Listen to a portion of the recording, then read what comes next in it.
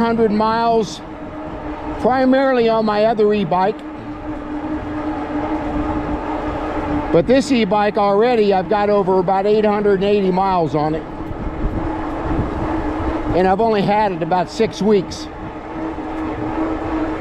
It's a very quiet riding bike. You can hear the tires a little bit. You can hear the hub motor. But other than that, it's a very quiet bike. Very dependable.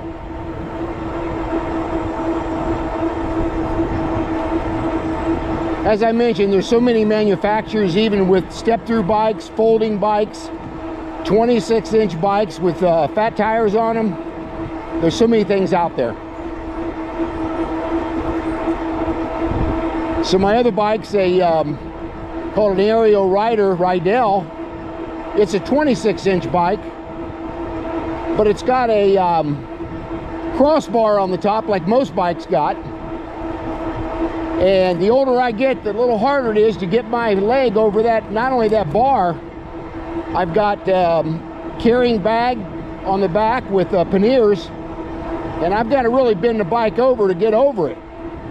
I still ride it quite often, but this bike has made it so much easier.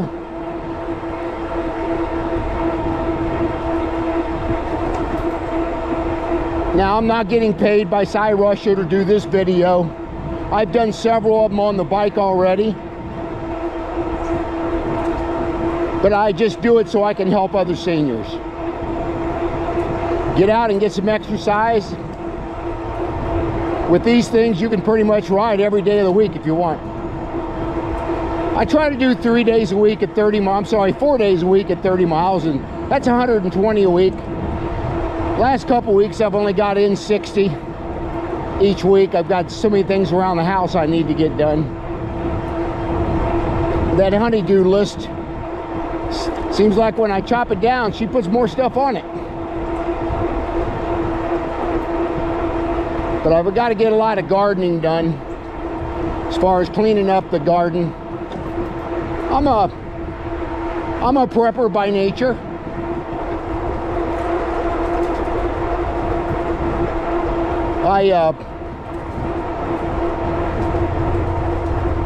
I keep enough food around the house where it's going to sustain us for a while. But sooner or later, you're going to run out of food.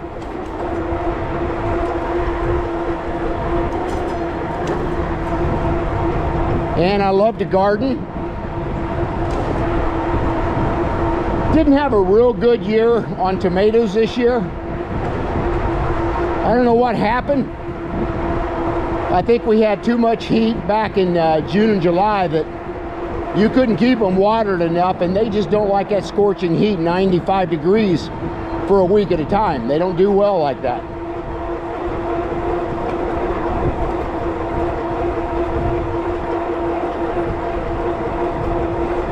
But I had really good luck growing green peppers this year. Everything I grew this year was from seed.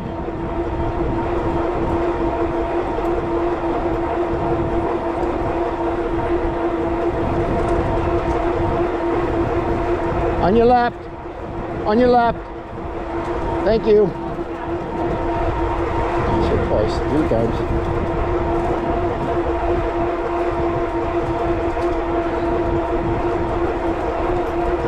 Sometimes I think some people's just got their earbuds in, they just can't hear me.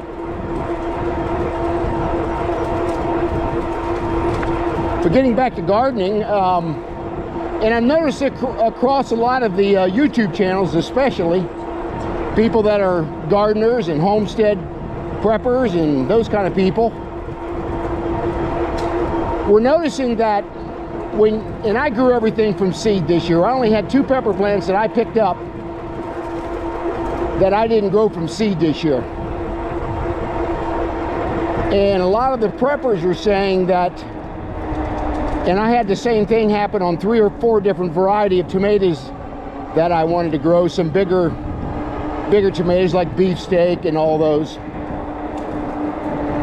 Some Rutgers and some other brands, Romas. But a lot of time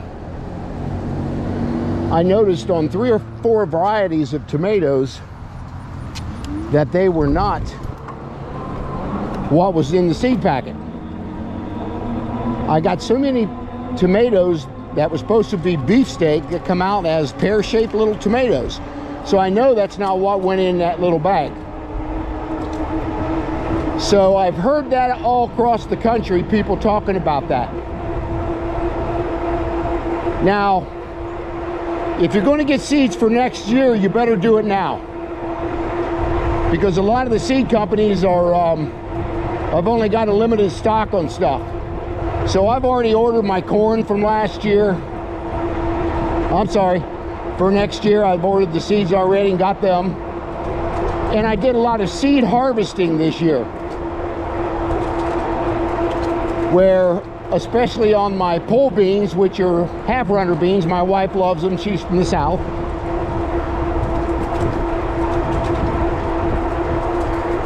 I let a lot of the, and we had great success with the green beans this year too. I mean, our pole beans, probably got a couple bushel out of a 10 by 10 area, which I was happy with that. And sometimes she'll dry them, and she'll hang them in the shed, strings of them, and then when they're completely dry, then we put them in freezer bags. And I'll tell you, those beans taste just as good when you rehydrate those after they've been shrunk down to nothing than they did when you picked them. So we've done that for several years. So if you got any comments you want to make about any kind of green bean growing, or some things I might be able to answer, put it down in the comments section. Now my corn this year, again, I grew it all from seed, but I had last year's seeds. And I don't know what happened. And I planted a lot of them up at my sister's house north of town here. She's got a big garden, so I used a little space for some corn. And the corn did not get mature this year. Stalks grew really big, brown tassels on the top. But when you went to pick the corn, the ears were kind of deformed, and they were tasteless. I mean, they had no flavor at all. Now, we still stripped them all down after we boiled them and put them in freezer bags, and we'll put them in soups and chilies or whatever. But didn't have a really good luck with corn this year.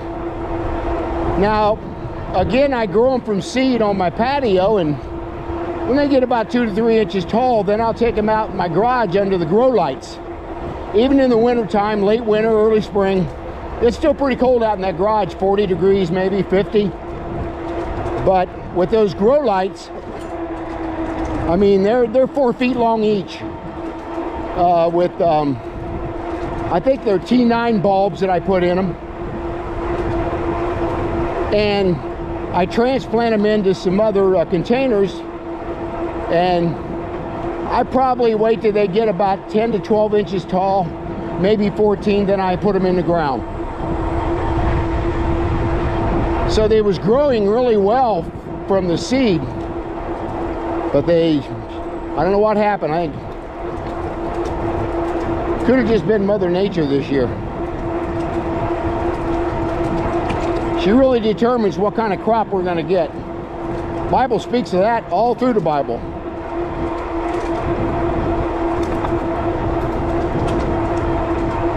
So that's why I think it's important that you do seed harvesting.